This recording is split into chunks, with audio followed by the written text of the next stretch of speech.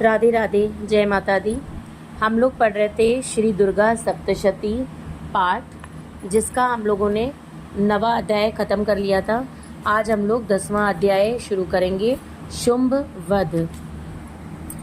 मैं मस्तक पर अर्धचंद्र धारण करने वाली शिव शक्ति स्वरूपा भगवती कामेश्वरी का हृदय में चिंतन करता हूँ। वे तपाए हुए सुवर्ण के समान सुंदर हैं। सूर्य, चंद्रमा और अग्नि, ये ही 3 उनके नेत्र हैं तथा वे अपने मनोहर हाथों में धनुष, बाण, अंकुश, पाश और शूल धारण किए हुए हैं। ऋषि कहते हैं, राजन, अपने प्राणों के समान प्यारे भाई निशुंभ को मारा गया देख तथा सारी सेना का संहार होता जान शुंभ ने कुपित होकर, दुष्ट दुर्गे, तू बल के अभिमान में आकर झूठ मूठ का घमंड न दिखा। तू बड़ी माननी बनी हुई है, किंतु दूसरी स्त्रियों के बल का सहारा लेकर लड़ती है। देवी बोली, ओ दुष्ट, मैं अकेली ही हूँ।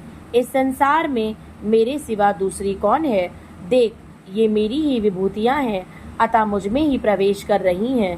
तदंतर ब्रह्माणी आदि समस्त देवियाँ अंबिका देवी के शरीर में लीन हो गईं। उस समय केवल अंबिका देवी ही रह गईं।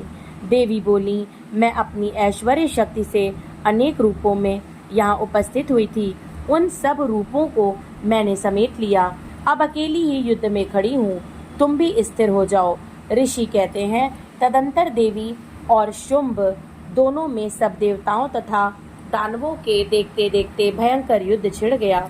बाणों की वर्षा तथा तीखे शस्त्रों एवं दारुण अस्त्रों के प्रहार के कारण उन दोनों का युद्ध सब लोगों के लिए बड़ा भयानक प्रतीत हुआ। उस समय अंबिका देवी ने जो सैकड़ों दिव्य अस्त्र छोड़े, उन्हें दैत्यराज शुंभ ने उनके निवारक अस्त्रों द्वारा काट डाला। इसी प्रकार शुंभ ने भी जो दिव्य अस्त्र चलाए, उन्हें परमेश्वरी ने भयंकर हुंकार शब्द के उच्चारण आदि द्वारा खिलवाड़ में ही नष्ट कर डाला। तब उस असुर ने सैकड़ों बाणों से देवी को आच्छादित कर दिया। ये देख क्रोध में भरी हुई उन देवी ने भी बाण मारकर उसका धनुष काट डाला। धनुष कट जाने पर फिर दैत्यराज ने शक्ति हाथ में ली, किंतु देवी ने चक्र से उसके हाथ की शक्ति को भी काट गिराया।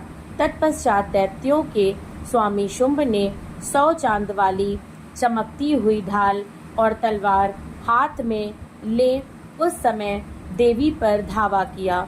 उसके आते ही चंडिका ने अपने धनुष से छोड़े हुए तीखे बाणों द्वारा उसकी सूर्य किरणों के समान उज्ज्वल ढाल और तलवार को तुरंत काट दिया। फिर उस दैत्य के घोड़े और सारथ मारे गए। धनुष तो पहले ही कट चुका था। अब उसने अंबिका को मारने के लिए उद्यत हो भयंकर मुदगर हाथ में लिया। उसे आते देख देवी ने अपने तीक्ष्ण बाणों से उसका मुदगर भी काट डाला।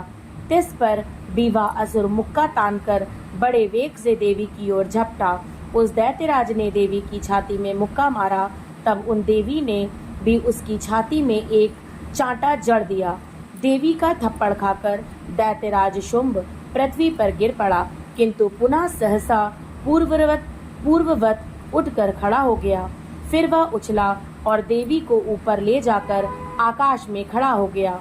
तब चंडिका आकाश में भी बिना किसी आधार के ही शुंभ के साथ युद्ध करने लगी। उस समय दैत्य और चंडिका आकाश में एक दूसरे से लड़ने लगे। उनका वह युद्ध पहले सिद्ध और मुनियों को विस्मय में डालने वाला हुआ। फिर अंबिका ने शुंभ के साथ बहुत देर तक युद्ध करने के पश्चात उसे उठाकर घुमाया और पृथ्वी पर पटक दिया। पटके जाने पर पृथ्वी पर आने के बाद वह दुष्टात्मा दैत्य पुनः चंडिका का वध करने के लिए उनकी ओर बड़े वेग से दौड़ा। तब समस्त दैत्यों के राजा शुंभ को अपनी ओर आते देख देवी ने त्रिशूल से उसकी छाती छेद कर उसे पृथ्वी पर गिरा दिया। देवी के शूल की धार से घायल होने पर उसके प्राण पखेरु उड़ गए और वह समुद्रों, द्वीपों और पर्वतों सहित समूची पृथ्वी को कपाता हुआ भूमि पर गिर पड़ा। तदंतर उस दुरात्मा के मारे जाने पर संपूर्ण जगत प्रसन्न एवं पूर्ण स्वस्थ हो गया तथा आकाश स्वच्छ दिखाई देने लगा। पहले जो उत्पात सूचक मेघ और उल्कापात होते थे वे सब शांत हो गए तथा उस दैत्य के मारे जाने पर नदियां भी ठीक मार्ग से बहने लगीं। उस समय शुंभ की मृत्यु के बाद संपूर्ण देवता का हृदय हर्ष से भर गया और गंधर्वगण मधुर गीत गाने लगे। दूसरे गंधर्व बाजे बजाने लगे और अप्सराएं नाचने लगीं। पवित्र वायु बहने लगी। सूर्य की प्रभा उत्तम हो गई। अग्निशाला की बुझी हुई आग अपने आप प्रज्वलित हो उठी तथा संपूर्ण दिशाओं के भयंकर शब्द शांत हो गए। इस प्रकार श्री मार्कंडेय पुराण में सार्वणिक मनवंतर की कथा के अंतर्गत देवी महात्म्य में शुंभ वध नामक 10वां अध्याय पूरा हुआ। राधे राधे। जय माता दी।